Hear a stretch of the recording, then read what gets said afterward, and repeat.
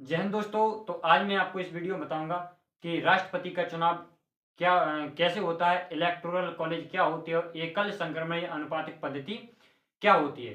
तो देखिए, जब हमारा संविधान बन रहा था तो संविधान निर्माताओं ने भारत को ना ही लोकतंत्र रखा, ना ही गणराज्य, बल्कि दोनों को कॉमन रखा, लोकतंत्रात्मक गणराज्य। क्योंकि राष्ट्र अध्यक्ष का चुनाव हो रहा है तो उसे बोलते हैं गणराज्य, और शासन अध्यक्ष का चुनाव होता है उसे बोलते हैं लोकतंत्र।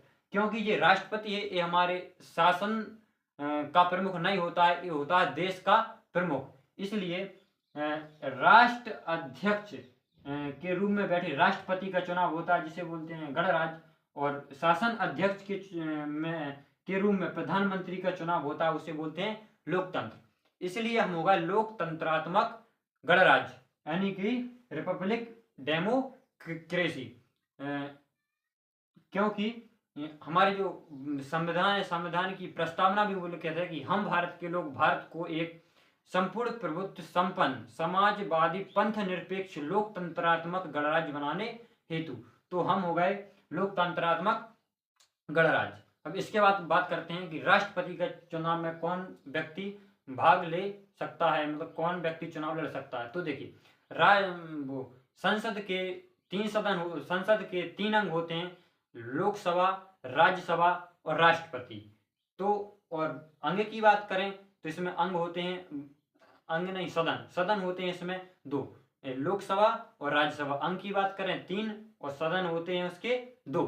तो राष्ट्रपति का चुनाव लड़ने के लिए कुछ शर्तें हैं। देखिए कि पहले तो वह भारत का नागरिक होना चाहिए, दूसरी योग्यता उसकी 35 वर्ष उम्र होना चाहिए, तीसरी योग्यता है वह पागल या दिवालिया नहीं होना चाहिए, यानी कि पागल नहीं होना चाहिए, और दिवालिया का मतलब है कि उसके ऊपर इतना कर्ज नहीं होना चाहिए कि वह उसे निपटाने में सक्षम नहीं है। क्योंकि यदि वो जीत जाता है तो पहले तो वह अपना कर्ज ही निपटाएगा जो उस पर कर्ज है।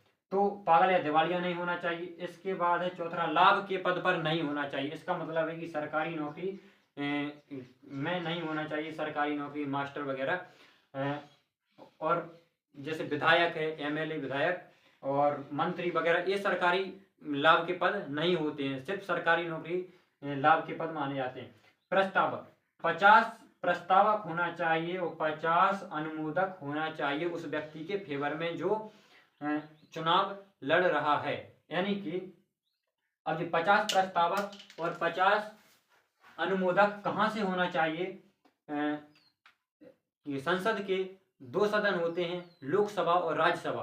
तो उन्हीं में से 50 प्रस्तावक, 50 अनुमोदक। प्रस्तावक का मतलब होता है कि जो व्यक्ति चुनाव लड़ रहा है उसके फेवर में 50 प्रस्तावक होना चाहिए। यानी कि हाँ, हम चाहते हैं कि ये व्यक्ति चुनाव लड़े, तो 50 प्रस्तावक, और इन प्रस्तावक के फेवर में 50 अनुमोदक होना चाहिए। यानी कि हाँ, हम भी चाहते हैं कि यही व्यक्ति चुनाव लड़े। यानी कि राष्ट्रपति बनने के लिए सबसे टफ योग्यता होती है, मतलब चुनाव लड़ने के लिए सबसे टफ योग्यता होती है कि 50 प्रस्तावक होना चाहिए और 50 अनुमोदक, यानी कि उसका 100 सांसदों से अच्छा संबंध होना चाहिए, तभी राष्ट्रपति का चुनाव लड़ सकता है।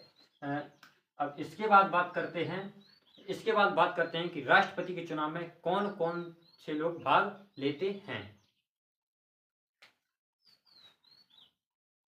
चलिए, तो अब बात करते हैं कि राष्ट्रपति के चुनाव में कौन कौन भाग लेते हैं। तो राष्ट्रपति का चुनाव अप्रत्यक्ष रूप से होता है, इसमें हम भाग नहीं लेते, इसमें हमारे द्वारा चुने गए प्रतिनिधि ही भाग लेते हैं। तो पहले देख लेते हैं कि राज्य से कौन कौन भाग लेते हैं, इसके बाद देखेंगे कि केंद्र से कौन कौन भाग लेते हैं। तो राज्य की बात करें तो राज्य को जो कानून बनाने का काम है जो विधानमंडल करता है, राज्य में कानून बनाने का काम है विधानमंडल करता है। इसकी विधानमंडल के 2 सदन होते हैं, विधानसभा, विधान परिषद। विधानसभा में जो व्यक्ति बैठते हैं उन्हें बोलता है एमएलए यानी विधायक, और विधान परिषद में जो व्यक्ति बैठते हैं उन्हें बोले जाता है एमएलसी। तो विधानसभा है ये सभी 28 राज्यों में है, लेकिन ये विधान परिषद है ये सिर्फ 6 राज्यों में है। तो राष्ट्रपति के चुनाव में क्या है कि ये विधान परिषद के सदस्य राष्ट्रपति के चुनाव में भाग नहीं लेते हैं। विधानमंडल सिर्फ विधानसभा के 28 राज्यों के विधानसभा के सदस्य ही राष्ट्रपति के चुनाव में भाग लेते हैं। यानी कि एमएलए का मतलब होता है विधायक। तो यहाँ पर विधायक की वोट नहीं बल्कि वोटों की वैल्यू मायने रखती है। तो वोटों की वैल्यू कैसे निकाला जाता है? तो वोटों की वैल्यू निकालने के लिए देखिए एमएलए यानी विधायक बराबर उस राज्य की जनसंख्या बटे में एमएलए यानी विधानसभा सीटों की संख्या गुणित 1/1000 करना पड़ता है। तो एमएलए की वोट की वैल्यू निकल आती है। तो इस सूत्र से पता पड़ रहा होगा कि जिस राज्य की जनसंख्या ज्यादा होती है वहां के एमएलए के वोट की वैल्यू ज्यादा होती है। तो जैसे कि एमपी यानी मध्य प्रदेश की बात करें तो कुल जनसंख्या मध्य प्रदेश की कितना है? 2011 की जनगणना के अनुसार लगभग 7.26 करोड़। और एमएलए यानी विधानसभा सीटों की संख्या कितनी है? 230 गुणित 1/10 करेंगे तो मध्य प्रदेश के एमएलए की वोटों की वैल्यू निकल आएगा। इस तरीके से देखते हैं हम यूपी के एमएलए के वोट की वैल्यू कितना होता है। क्योंकि जनसंख्या की दृष्टि से सबसे बड़ा राज्य यूपी है तो यूपी की देखते हैं। फिर सबसे छोटे जनसंख्या की दृष्टि से सबसे छोटे राज्य की बात करेंगे सिक्किम। तो यूपी की बात करें तो कुल जनसंख्या है 22 करोड़। तो यहाँ पर लिखेंगे 22 करोड़। एमएलए यानी विधानसभा सीटों की संख्या है 430 गुणित 1/10। इसका इसमें भाग और गुणा करेंगे तो एक एमएलए के वोट की वैल्यू निकल कर आएगी, वो आएगी 208। और तो अब कुल एमएलए की वोट की वैल्यू निकालेंगे तो एक एमएलए की वोट की वैल्यू निकलेगी 208 गुणित कुल कितने एमएलए हैं, कितने विधानसभा सीटें हैं? 403। 403 का गुणा कर देंगे तो कितना निकलेगा? 83,824। यानी कि अकेला राष्ट्रपति को उत्तर प्रदेश से 83,824 वोट मिलता है। इसके बाद बात करें सबसे छोटा राज्य जनसंख्या की दृष्टि से सिक्किम। इसमें बहुत कम जनसंख्या, लगभग एक एमएलए की वोट की वैल्यू यहाँ पर आती है 7। तो इसमें कितने विधानमंडल सीटों की संख्या है, कितने एमएलए मतलब कि 32। तो इसका गुणा करेंगे तो 224। यहाँ से राष्ट्रपति को 224 ही वोट मिलता है।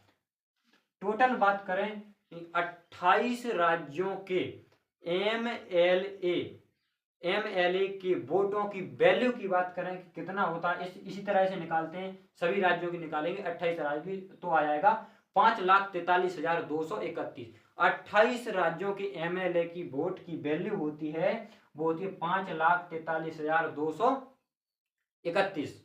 और कुल एमएलए की संख्या कितनी होती है? एमएलए की संख्या होती है 4,033। 2800 राज्य में यानी विधानमंडल सीटें कितना है? 4,033। और इनके वोटों की वैल्यू होती है, वोटों की वैल्यू है तो 5,43,231। यानी राष्ट्रपति को कुल वोट मिलते हैं 5,43,231। यहाँ पर बात करें कि राज्य से कितने लोग राष्ट्रपति के चुनाव में भाग लेते हैं तो कितने भाग लेते हैं? 4,033। लेकिन वोट की बात करें कि वोट कितनी मिलती है, क्योंकि इनकी वैल्यू होती है जो वे होती है 5,43,231 वोट मिलते हैं यहाँ से राज्यों से राष्ट्रपति को। अब बात करते हैं केंद्र की बात करें तो देश को जो कानून बनाता है उसे बोलते हैं संसद के 2 सदन होते हैं, लोकसभा और राज्यसभा। तो लोकसभा राज्यसभा इनमें निर्वाचित सदस्य राष्ट्रपति के चुनाव में भाग लेते हैं। इसमें 2 एंग्लो इंडियंस और 12 मनोनीत सदस्य राष्ट्रपति के चुनाव में भाग नहीं लेते हैं, क्योंकि एंग्लो इंडियंस है ये राष्ट्रपति चुनते हैं और 12 मनोनीत सदस्य ये भी राष्ट्रपति द्वारा चुने जाते हैं। तो ये 2 एंग्लो इंडियंस कौन होते हैं कि जैसे पहले भारत में यूरोप ब्रिटेन के लोग रहते थे और भारतीय महिला शादी कर लेते थे, उनके बच्चे और वे दोनों सभी कहलाते हैं एंग्लो इंडियंस। तो एंग्लो इंडियंस यानी 2 एंग्लो इंडियंस हैं, इन्हें राष्ट्रपति द्वारा मनोनीत किया जाता है तो ये भाग नहीं लेते हैं। और 12 मनोनीत सदस्य जैसे कि कुछ खेल से ऐसे कुछ मनोनीत करते हैं, राष्ट्र संगीत ऐसे कुछ, तो 12 मनोनीत सदस्य में भाग नहीं लेते हैं। टोटल राज्यसभा में लेते हैं 233 सदस्य, और जिसमें लेते हैं 500, लोकसभा में लेते हैं 543 सदस्य भाग। तो एक एमपी के वोट की वैल्यू निकालें, एक एमपी यानी एक सांसद के वोट की वैल्यू निकाले, तो टोटल एमएलए के वोट की वैल्यू में भाग दे देंगे टोटल एमपी का। तो टोटल एमएलए की वोट की वैल्यू 5,43,231, इसमें भाग देंगे टोटल एमपी। टोटल एमपी कितना है 543 और 233 यानी 776। 776 का भाग दे देंगे तो एक एमपी के वोट की वैल्यू निकल कर आएगी 700। कुल कितने एमपी हैं? कुल कितने एमपी हैं? 776। तो सभी एमपी के वोट की वैल्यू निकालेंगे तो टोटल एमपी, एक एमपी के वोट की वैल्यू है 700 गुणित 776। सभी एमपी की, सभी सांसद की वोट की वैल्यू निकालेंगे तो 776 से गुणा करेंगे तो कितना 5,43,200। तो टोटल एमपी के वोट की वैल्यू 5,43,200 और टोटल एमएलए के वोट की वैल्यू आ जाता है 5,43,231, यानी कि 28 राज्यों के विधानमंडल यानी एमएलए के वोटों की वैल्यू और विधान जो संसद भवन के वोटों की वैल्यू क्या होती है? बराबर होती है। तो इसमें टोटल वोट की बात करें तो एमपी और एमएलए की वोट की बात करें तो हो जाता है 10,86,431 वोट, यानी कि राष्ट्रपति को मिलता है 10,86,431 वोट। अब व्यक्ति की बात करें कि कुल कितने व्यक्ति राष्ट्रपति के चुनाव में भाग लेते हैं, तो राज्य के विधानमंडल से 4,033 और संसद से 776, यानी 4,809 लोग इसमें भाग लेते हैं कुल राष्ट्रपति के चुनाव में। और राष्ट्रपति को वोट कितने मिलते हैं? राष्ट्रपति को वोट मिलते हैं 10,86,431। अब देखते हैं कि राष्ट्रपति के चुनाव में वोट कैसे डालते हैं। बात करें कि राष्ट्रपति को कैसे वोट डाला जाता है, तो देखिए, अगर राष्ट्रपति के चुनाव में 3 व्यक्ति खड़े होते हैं, ए बी सी, 3 व्यक्ति राष्ट्रपति के चुनाव में खड़े, तो इनमें क्या होता है, सभी को वोट देना पड़ता है। जबकि गांव में चुनाव होता है सरपंच और का, तो उसमें सिर्फ एक को ही वोट देना पड़ता है, लेकिन इसमें सभी को वोट देना पड़ता है। तो चलिए कैसे देते हैं। यदि कोई व्यक्ति, जैसे कि कोई व्यक्ति आता है, उसको सबसे अच्छा लगता है पहला वाला व्यक्ति, तो फर्स्ट वरीयता देगा वो इसे। दूसरे नंबर पर उसे लगता है कि ये सही है, तो दूसरे पर दे देगा इसे, और तीसरे पर लगता है उसे इसे। लेकिन उसको सभी तीनों के लिए वोट डालना होगा, लेकिन जिसे वो सबसे ज़्यादा चाहता है, जिसके लिए ज़्यादा खास है, वो उसे फर्स्ट वरीयता देगा। अब दूसरा व्यक्ति आया, उसने सोचा कि मुझे फर्स्ट नंबर पर ए सही लगता है, फिर दूसरे नंबर पर ए सही लगता है, फिर तीसरे नंबर पर इसको दे देगा, क्योंकि सभी को देना है तीनों को, तो देना ही पड़ेगा तीसरे पर। अब तीसरा व्यक्ति आया, तीसरे व्यक्ति को लगा कि हमें ए अच्छा लगता है, दूसरे नंबर पर हमें अच्छा लगता है ए, और तीसरे नंबर पर हमें अच्छा लगता है ए।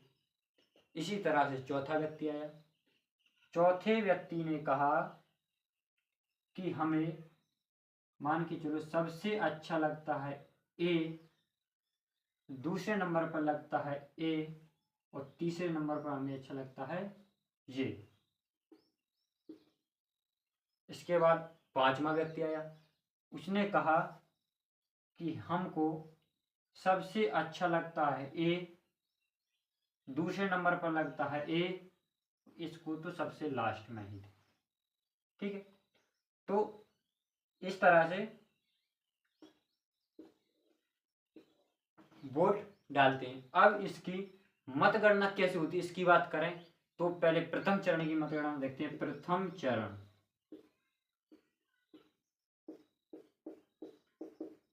चरण देखेंगे कि अब इसमें मतगणना में देखेंगे कि पहली वरीयता किसे ज्यादा मिली है, सबसे ज्यादा एक किसके पास है, पहली वरीयता किसको ज्यादा मिली है, तो ए के पास देखें 1 2, इसके पास कितनी बार है, 2 बार। तो अब इसके बाद प्रथम वरीयता में एक किसको सबसे ज्यादा है, इसको भी 2 बार है, इसको भी 2 बार। इसकी अब सी के पास देखें तो इसे सिर्फ 1 बार है, 1 बार ही एक मिला है, तो ये तो हार गया। अब ये हार गया तो इसके वोटों को इन दोनों में ट्रांसफर कर दिया जाएगा। इसे बोलते हैं एकल संक्रमणीय, इसे बोलते हैं, इस ट्रांसफर करने की प्रक्रिया को बोलते हैं एकल संक्रमण, एकल संक्रमणीय। तो इन दोनों को भेज देंगे। अब ये तो हार ही गया। अब द्वितीय चरण में देखते हैं इन दोनों में से अब कौन जीतेगा। तो अब इसलिए होती है द्वितीय चरण की मतगणना। द्वितीय चरण, ये तो पहले ही से हार गया, अब इन दोनों में देखना होगा। द्वितीय चरण में देखेंगे कि 2 बार सबसे ज्यादा वरीयता किससे मिली है, यानी दूसरे नंबर पर किसको ज्यादा वोट मिले हैं दूसरे।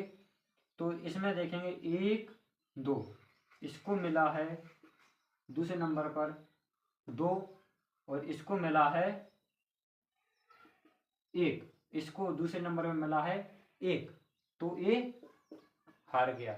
तो द्वितीय चरण ये क्या हो गया, फर्स्ट वाला जीत गया। तो इस तरह से राष्ट्रपति के चुनाव की होती है मतगणना, और इसे ही बोलते हम, जो यहाँ से ट्रांसफर करने की प्रक्रिया उसे बोलते हैं हम एकल संक्रमणीय, और ये वोट देते हैं अनुपात, इसे बोलते हैं अनुपातिक पद्धति, यानी सभी को वोट देते हैं अनुपात में। तो क्या बोलते हैं, राष्ट्रपति का चुनाव कैसा होता है, एकल संक्रमणीय अनुपातिक पद्धति से राष्ट्रपति का चुनाव होता है। तो जय हिंद। आपको वीडियो समझ में आया होगा, धन्यवाद।